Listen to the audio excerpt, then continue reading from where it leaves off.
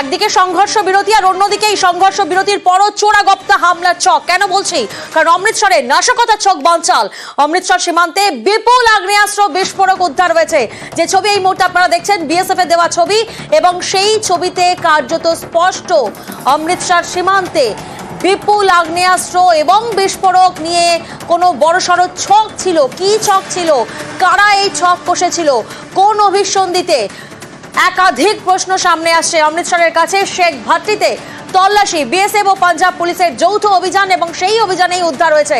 কি কি উদ্ধার হয়েছে? প্রতিনিধি মৈত্রী এই মুহূর্তে আমাদের সঙ্গে রয়েছেন। মৈত্রী, দেখুন, উদ্ধার হওয়ার যত পরিমাণ বিস্ফোরক এবং অস্ত্রশস্ত্র উদ্ধার হয়েছে তাতে যথেষ্টই চিন্তা ধরাচ্ছে।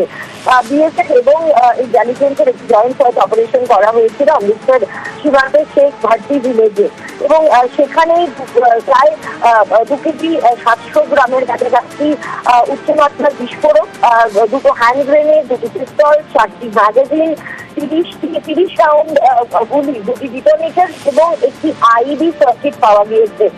এবং এই সমস্ত আর্মস এবং এক্সপ্লোসিভ গুলো একটি হলুদ প্যাকেটে মোড়া ছিল, এবং একটি ওয়্যার বুক। মৈত্রী, তোমার অডিও আসছে না আমাদের কাছে? দেখো, শুনতে পাচ্ছ? হ্যাঁ মৈত্রী, আমি যেটা বলছিলাম যে এই গোটা যে আর্মস অ্যান্ড অ্যামুনিশন ছিল সেটা একটি হলুদ প্যাকেটে মোড়া ছিল, এবং তার উপর দিয়ে তার জড়ানো ছিল, এবং যেটা দেখে প্রাথমিকভাবে তদন্তকারীরা মনে করছেন যে এটা ড্রোন দিয়ে ড্রপ করানো হয়ে থাকতে পারে।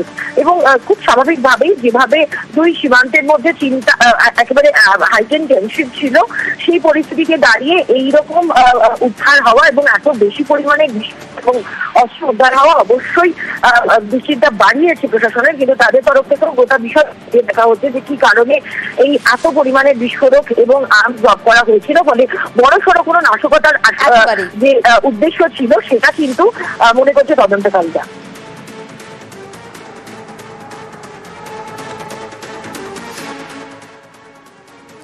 ভারত পাকিস্তান সংঘর্ষ বিরতি, ফের এক্স হ্যান্ডেলে পোস্ট ডোনাল্ড ট্রাম্পের।